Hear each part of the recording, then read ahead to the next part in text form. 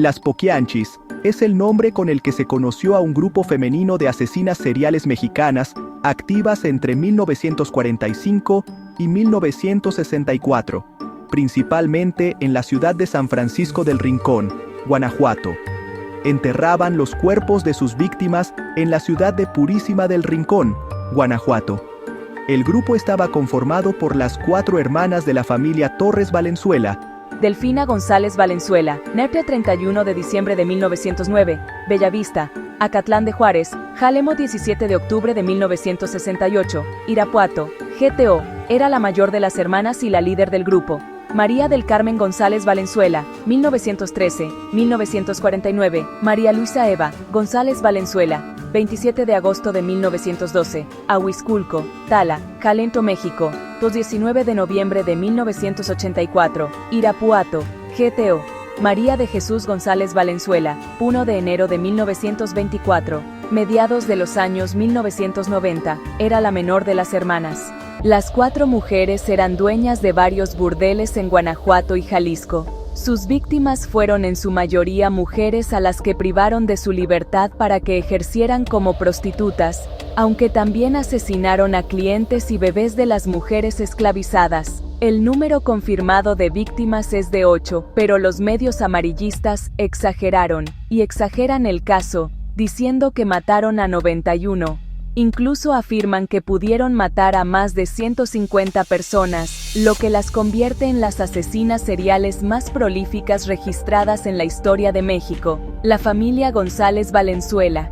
Las hermanas nacieron con el apellido Torres Valenzuela y fueron hijas del matrimonio de Isidro Torres y Bernardina Valenzuela, oriundos de El Salto, Jal. La familia González era una familia muy disfuncional. Su padre trabajaba como policía para el gobierno porfirista con el cargo de alguacil, y se mantuvo en el puesto aún después de la etapa más intensa de la Revolución Mexicana, en el gobierno de Venustiano Carranza, e incluso estuvo encargado de ejecutar a prisioneros villistas. Era un hombre violento, prepotente y autoritario, que con frecuencia golpeaba a su esposa e hijos. Se cuenta que desde pequeñas obligaba a sus hijas a ver las ejecuciones de los presos. Por su parte, su madre era una mujer muy religiosa. Los maltratos en la casa llegaron a tal punto que en cierta ocasión, Carmen González, siendo una adolescente, se fugó de casa con su novio, Luis Jasso, varios años mayor que ella. Su padre la buscó, y tras encontrarla, la golpeó y encarceló por varios meses en la prisión municipal, sin ninguna causa u orden de aprehensión. Ese mismo día Isidro Torres se convirtió en prófugo de la justicia al asesinar a un presunto delincuente, llamado Félix Ornelas. El finado era un hacendado sospechoso de diversos delitos, que murió durante el intento de arresto al recibir varios disparos por la espalda por parte de Isidro Torres.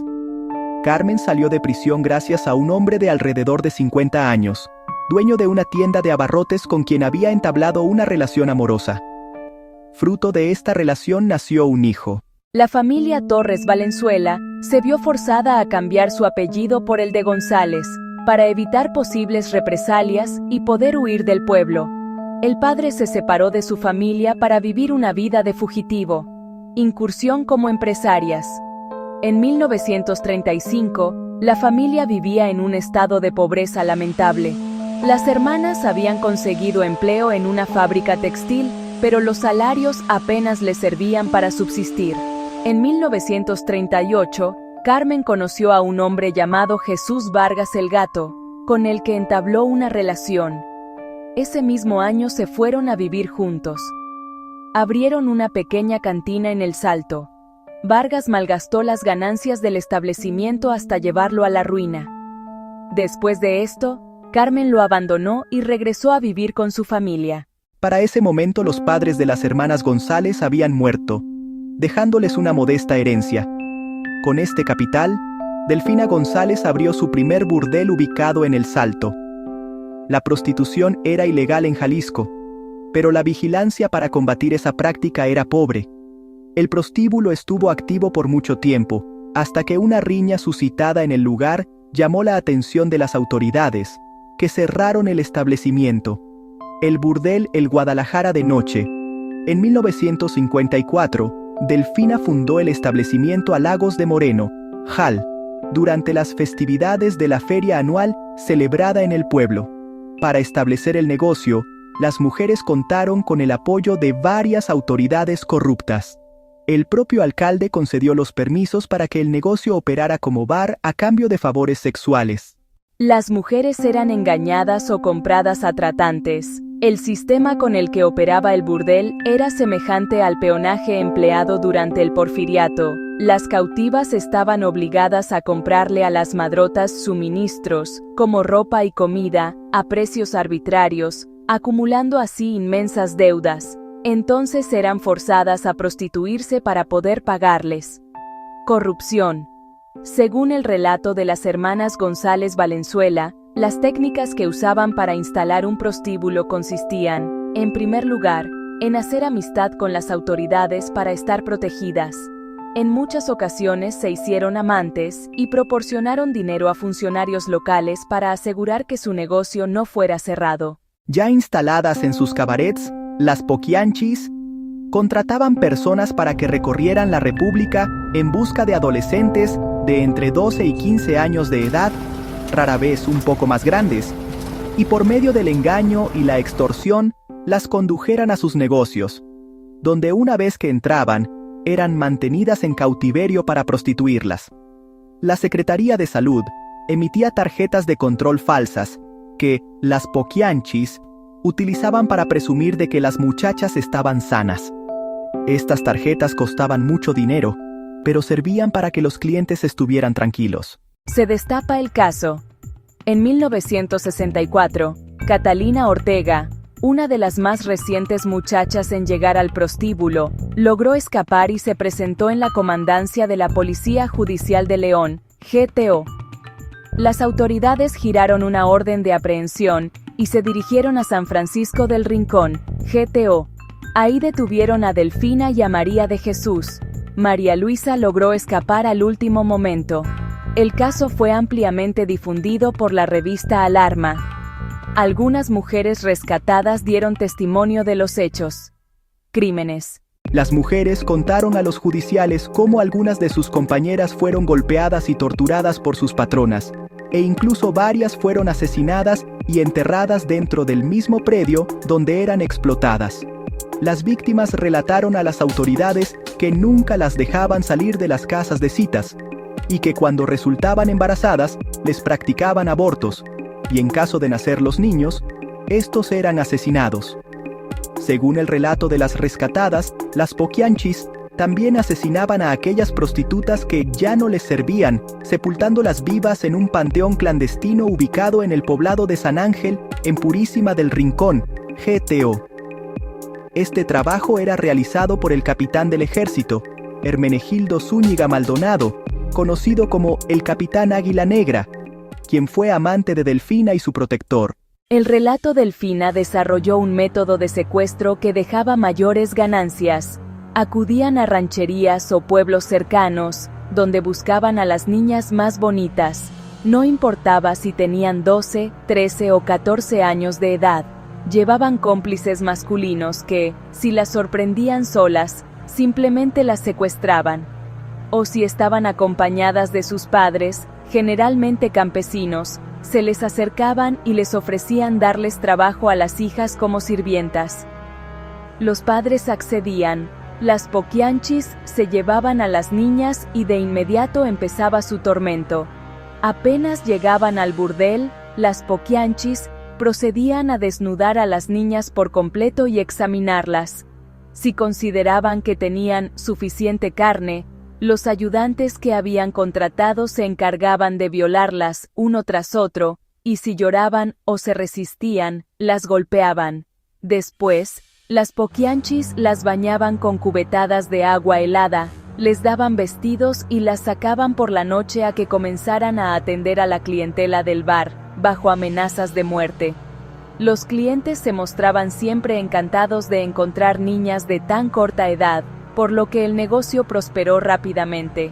Las hermanas alimentaban a sus esclavas sexuales solamente con 5 tortillas duras, y un plato de frijoles al día. Cuando una de las mujeres llegaba a cumplir 25 años, las poquianchis ya la consideraban vieja. Procedían entonces a entregársela a Salvador Estrada Bocanegra el verdugo, quien la encerraba en uno de los cuartos del rancho, sin darle de comer ni beber por varios días. Entraba constantemente para patearla y golpearla con una tabla de madera en cuyo extremo había un clavo afilado.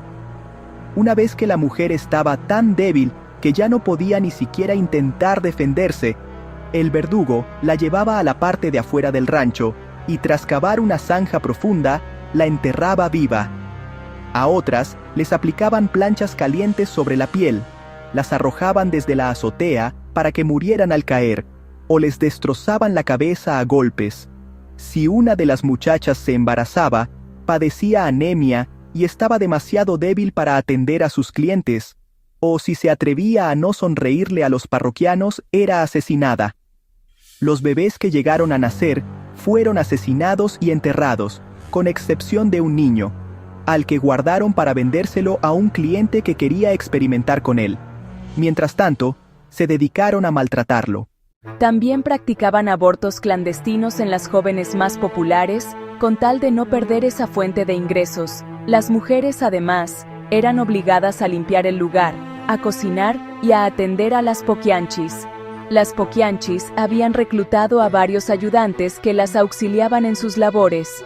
Uno era Francisco Camarena García, el chofer que se encargaba de transportar a las jovencitas reclutadas, junto con Enrique Rodríguez Ramírez. Otro era Hermenegildo Zúñiga, ex capitán del ejército, conocido como el Águila Negra, quien servía como su guardaespaldas y cuidador del burdel.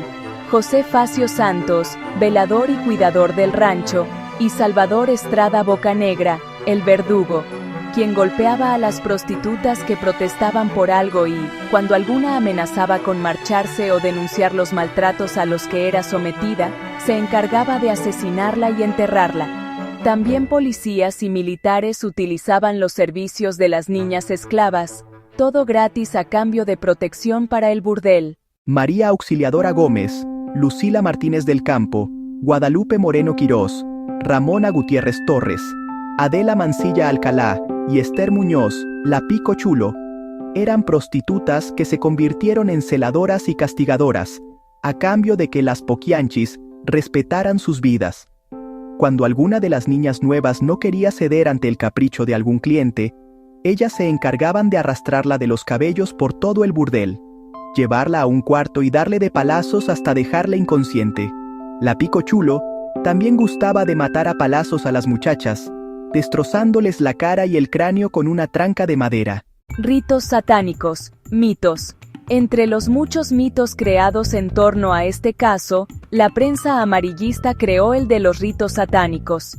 Se afirmó que hacia 1963, las poquianchis incursionaron en el satanismo. Alguien les dijo que, si ofrecían sacrificios al diablo, ganarían más dinero y tendrían protección. Desde ese momento, cada vez que llegaban nuevas niñas reclutadas, eran iniciadas en un extraño ritual. Primero las hermanas Valenzuela encendían velas y veladoras, formando una estrella de 5 puntas. Luego llevaban un gallo, el cual era sacrificado. Entonces Delfina y sus hermanas se desnudaban para untarse la sangre del animal. Desnudaban además a las niñas nuevas, quienes eran violadas y sodomizadas por los cuidadores, mientras las poquianchis contemplaban la escena y se reían. Después sus ayudantes llevaban a la habitación a algún animal, un macho cabrío o un perro, y obligaban a las niñas a realizar un acto zoofílico para alegría de quienes contemplaban la escena. Después, los hombres llamaban a las demás niñas para empezar una orgía, en la cual las poquianchis también participaban. Semanas después, comenzarían otro negocio. Le quitaban la carne a los cadáveres de las prostitutas que iban asesinando, para venderla por kilo en el mercado a 3 pesos. Condena. Fueron trasladadas al penal de Irapuato. Luego de varios meses que duró el proceso que consistió en careos e interrogatorios, finalmente Delfina, María de Jesús y María Luisa González Valenzuela fueron acusadas de lenocinio, secuestro y homicidio calificado, y recibieron la pena de 40 años de prisión. Sin embargo, 2 de ellas murieron tras las rejas antes de obtener su libertad. María de Carmen fue la primera en morir, en 1949, a consecuencia del cáncer que padecía. Delfina, conocida como la Poquianchis Mayor, falleció el 17 de octubre de 1968, a los 56 años en la cárcel en Irapuato, de una hemorragia cerebral, luego de caerle sobre la cabeza una cubeta con cemento. María Luisa, apodada Eva, la Piernuda, perdió la vida en su celda de la cárcel municipal de Irapuato en noviembre de 1984 por un cáncer hepático. María de Jesús fue la única quien falleció en libertad a mediados de la década de los 90.